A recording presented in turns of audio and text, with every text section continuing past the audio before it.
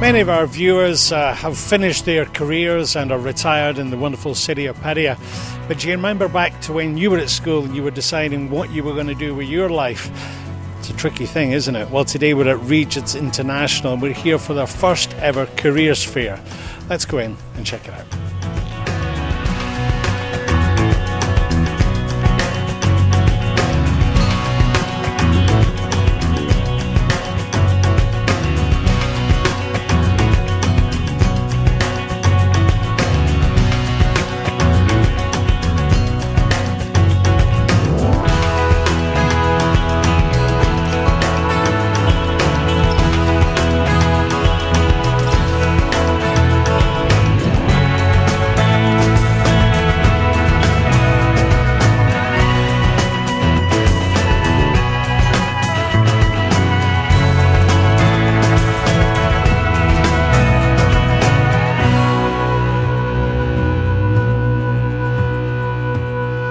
Now joining me is Gary Russell. He's the gentleman who's came on board in the last year or so as Regents has changed its direction a little bit.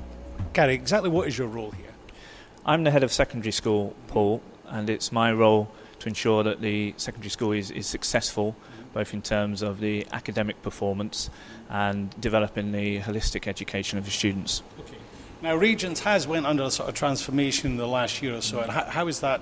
What exactly has happened? Can you tell our viewers? Well, we've become part of Nord Angular Education, which is a global educational company which now has 27 schools around the world and is rapidly expanding.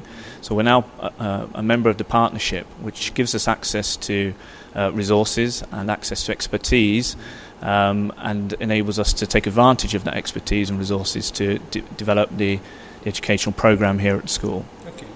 What are the challenges? I don't know where you've came from before here, but what are your challenges when you come to somewhere like Padua and you're dealing with all these international students? Is it the same or does it differ when you come here? Primarily it's the same. I've worked in 4 different countries now, and when you work in school, the challenge is to produce the best learning experience for the students, regardless of where they're from.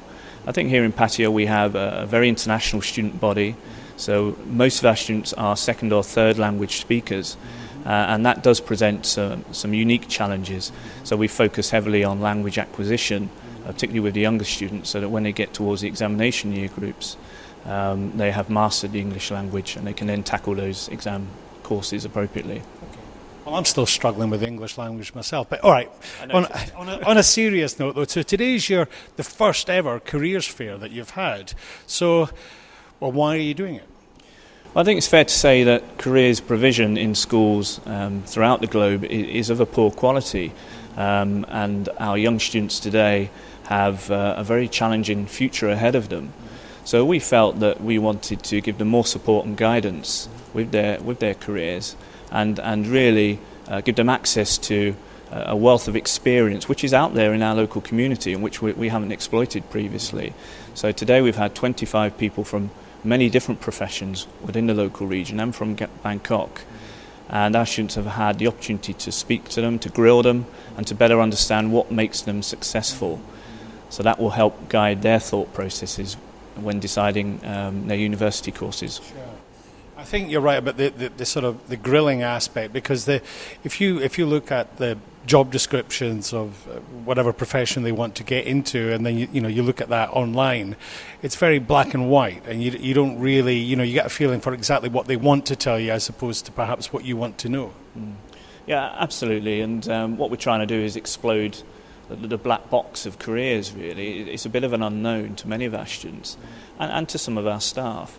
So this is really just the start of a process whereby our students get a better understanding of what it means to be in the world of work.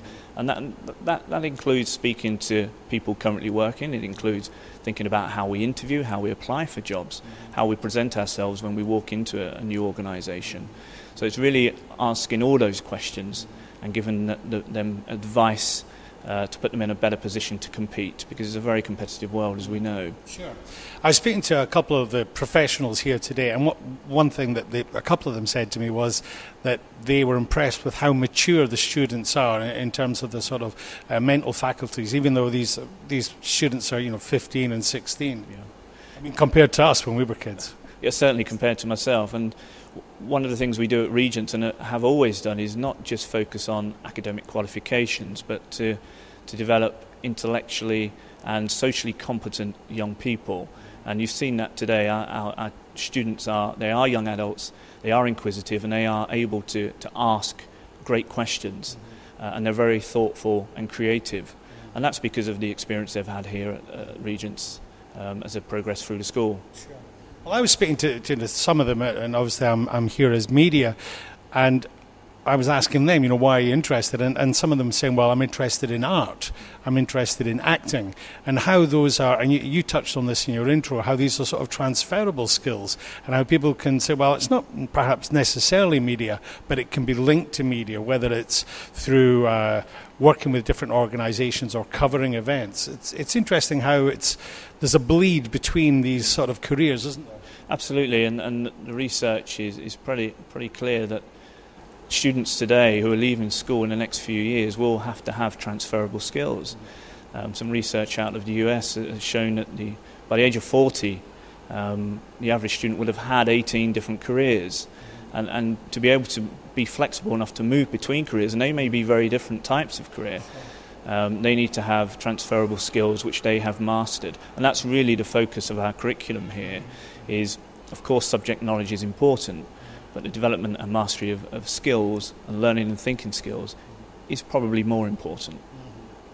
At the end there, you touched on not the importance, but whether a gap year is something that's valid, because I think for our generation, our parents would say, "Oh, it's a cop-out. It means that you're just going to take off around the world." But what's your personal thoughts? The students aren't here now, so you can tell me the truth, Gary. But what's your personal thoughts on that? Do you think that's something that will actually enhance even though they've just finished their university degree or whatever? Do you think that something is good, or do you think that they should be then getting into the meat of it?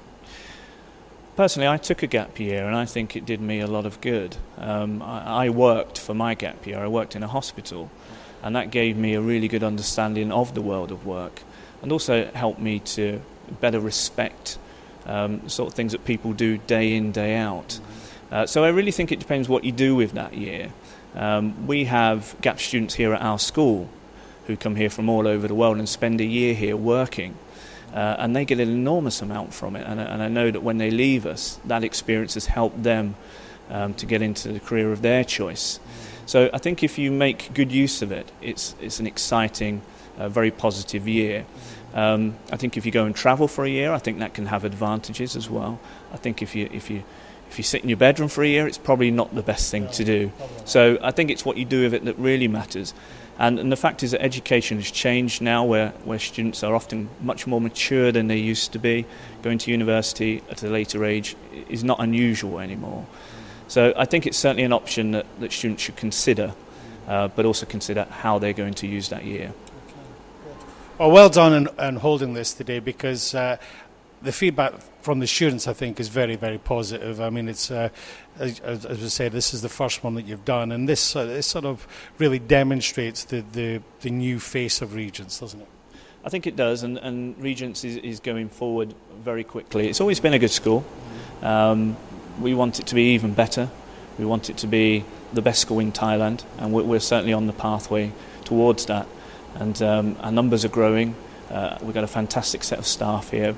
But we have the best resource. Our students are wonderful, and I couldn't think of a better place for my son to be. He's a student here, he loves it here, and I can choose a better school for him anywhere in the world at the moment. Okay.